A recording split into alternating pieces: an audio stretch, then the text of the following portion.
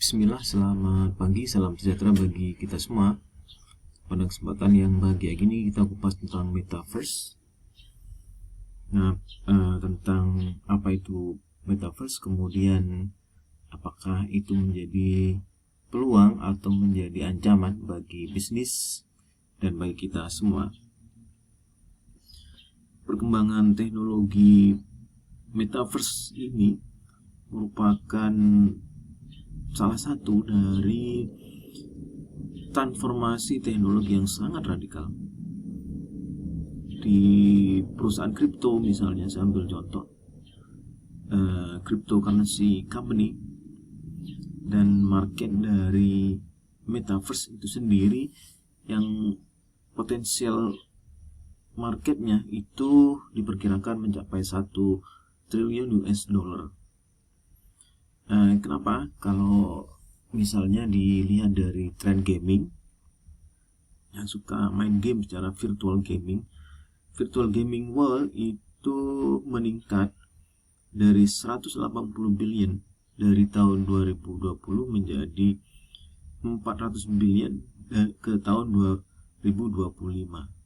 Peningkatan yang 2 kali lipat, dari 2020 menjadi 2025. Nah, dengan kehadirannya nanti metaverse dengan large scale yang sangat besar, tentu menjadi sebuah lompatan bagi virtual world. Kalau dikupas tentang virtual game, di sini virtual game world, tentu di situ ada keterkaitannya. Nah, maka peluang bisnis yang sangat masif itu datang dari berbagai sources. Bisa dari advertising di metaverse, e-commerce, kemudian virtual event nanti, kemudian tentu hadirnya new hardware dengan adanya metaverse tadi. Nah, kalau dilihat dari tipikal dari sosmed yang ada, misalnya dia mendapatkan revenue dari advertising, kemudian sponsor, sepertinya strategi yang sama dalam metaverse untuk mendapatkan revenue-nya, yaitu dari advertising dan sponsor. Dan beberapa tahun ke depan ini menjadi sangat krusial bagi perusahaan besar maupun perusahaan yang kecil, begitu juga investor, bagaimana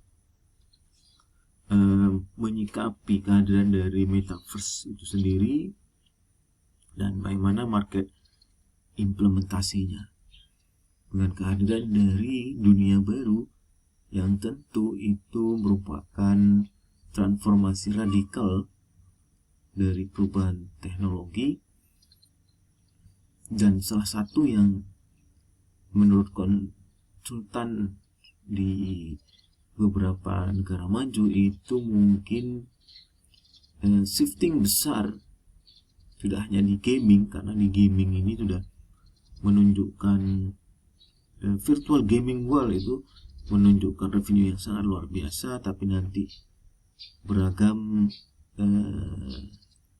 e-commerce, kemudian new event dan lain sebagainya, ada perubahan-perubahan yang mengaitkan dengan metaverse. Nah, kalau kita lihat di sini, apakah metaverse itu sendiri adalah sebuah peluang atau ancaman? Bagaimana kita bisa menyikapi perubahan radical transformation dari teknologi itu, yang mana tidak hanya perusahaan besar tapi juga perusahaan kecil pun dan juga investor pun bagaimana melihat metaverse itu sendiri dan bagaimana terhadap implikasi terhadap market.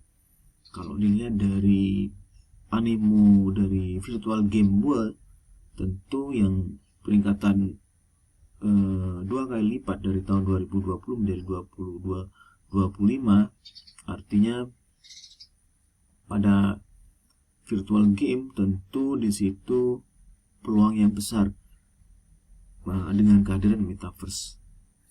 Dan bagaimana bisa untuk men-shifting tidak hanya dari virtual game, nanti di virtual lainnya dalam berbisnis itu menjadi lebih look like real. Nah, kalau kita lihat selanjutnya, apa yang metaverse itu, kalau kita lihat memang akan menjadi sebuah channel baru dalam marketing mix. Jadi ada, kita sebut dengan omni channel strategi atau strategi omni channel untuk marketing, sales, dan tentu itu harus mengalami evolusi terhadap virtual reality nantinya.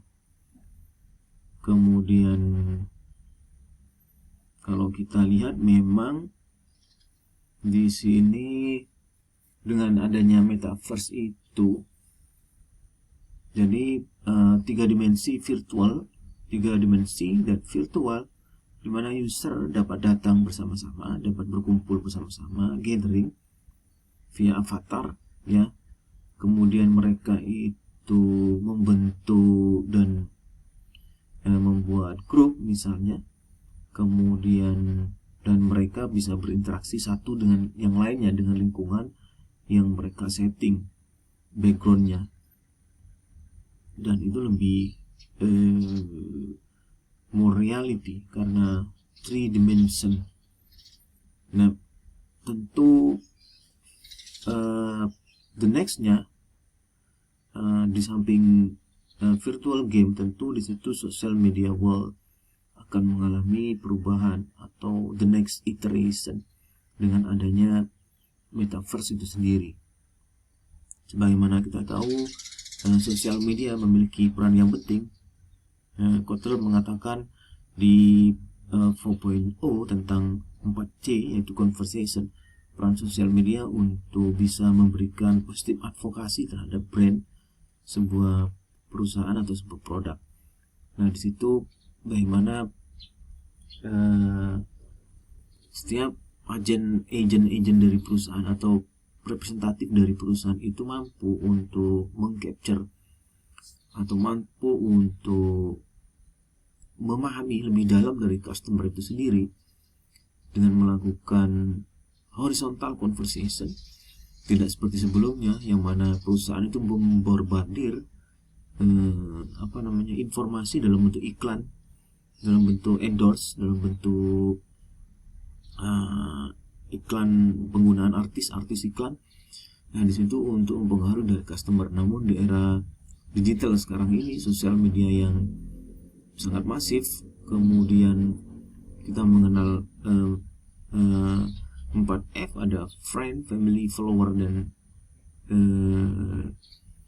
follower ya, dan fan. Nah, di situ memiliki peran yang sangat penting dan lebih dipercaya. Kenapa? Karena mungkin review dari seseorang yang sudah mengkonsumsi sebuah produk, misalnya begitu saya menggunakan Asus selama 20 tahun dan tidak mengalami problem sama sekali, cuma hal-hal yang kecil misalnya, dan itu saya review, saya lontarkan di grup WA saya, sehingga itu mempengaruhi dari yang lain yang dalam hal ini ingin membeli laptop dengan merek-merek, mempertimbangkan merek-merek yang lainnya.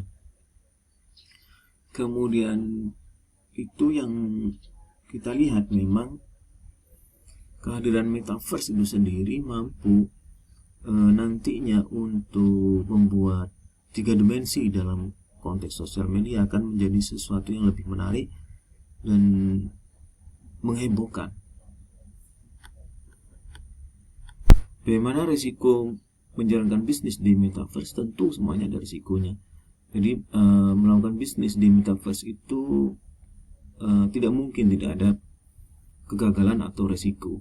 Kemudian masalah segmentasi, kemudian penambahan channel, jadi omni channel, dan bagaimana penambahan channel itu sendiri untuk investasi dari perusahaan untuk berinvestasi di penambahan channel itu selalu menjadi sesuatu yang karena sesuatu yang baru dan memberikan sebuah resiko bagaimana pembelajaran dari yang sebelumnya itu kita belum masuk di metaverse. Begitu masuk di metaverse itu bagaimana virtual reality itu merespon dan memberikan ROI pada akhirnya bagi perusahaan. Dan itu tentu akan berjalan selama mungkin menurut perkiraan dari para pakarnya metaverse itu sendiri sampai mungkin tahun 2035. Jadi sekitar 15 tahun dari sekarang, 14-15 tahun sekarang. Dikala nanti mungkin 2023 atau 2022 ini kalau misalnya publish metaverse itu sendiri sampai 2035, kita melihat memang bagaimana bisnis itu berimplementasi dengan tambahan channel dengan penggunaan metaverse itu sendiri, dan juga tentu di situ terkait dengan resiko dengan investasi. Jadi return on investment-nya itu apakah mampu memberikan return yang sesuai atau malah di bawahnya. Kemudian kalau lihat dari user engagement-nya itu sendiri, karena metaverse itu disupport dengan 2D application. Jadi 2D application dan desktop base dan menggunakan dengan VR. Namun kita lihat memang berapa banyak dari total populasi dunia yang menggunakan VR, dan itu masih relatif rendah dibandingkan dengan jumlah dari mereka yang menggunakan sosial media. Artinya di sini kalau kita lihat dengan penggunaan VR yang sekarang ini, kemudian dengan penggunaan sosial media yang ada, yang relatively pengguna VR itu sangat rendah, tentu masa depan metaverse itu sendiri yang unpredictable. Apakah nantinya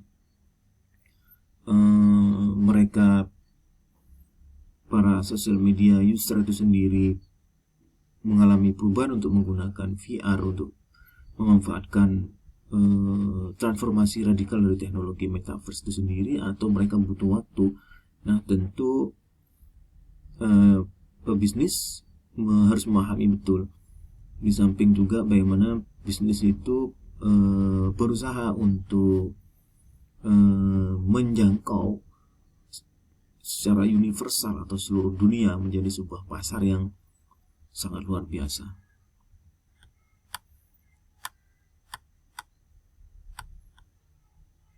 Kemudian tentu di dunia virtual reality itu, maka transaction bisnis transaksi itu mungkin akan banyak menggunakan dan memanfaatkan betul sekali leverage dari blockchain tentang kripto, misalnya di Bitcoin atau Litecoin, yang mana value dari kripto itu sendiri kita melihat sangat beragam dari hari ke hari, sangat berubah, volatilitasnya yang sangat tinggi, dan tentu membuat economic instability di dunia metaverse itu sendiri.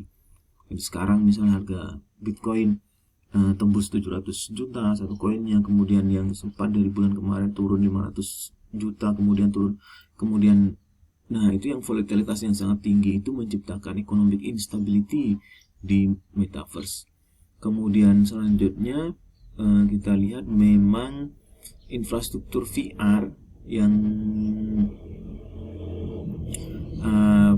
butuh waktu dan masih butuh bagaimana untuk menginsertkan pada digital device itu secara lebih kamera gitu ya, lebih masukkan di dalam, dan itu lebih mudah bagi penggunanya tanpa harus add-on gitu, yang membuat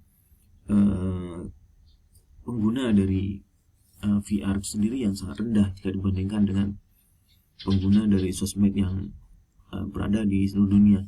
Kemudian tentu bahwa physical world yang selama ini kita lihat itu menjadi lebih portable, dalam artian bahwa kita memiliki dunia kita yang baru, dan itu sangat portable karena memang dengan metaverse itu kita bisa reality virtually, jadi secara world physical, namun kita bisa bawa kemana-mana untuk misalnya meng-create event, membuat grup dari sosial media, kemudian menciptakan surrounding atau lingkungan yang kita mimicking gitu ya, kita sesuaikan dengan karakternya kita. Nah, itu yang bisa saya berikan sepintas tentang briefly tentang metaverse. Semoga memberikan manfaat. Wassalamualaikum warahmatullahi wabarakatuh.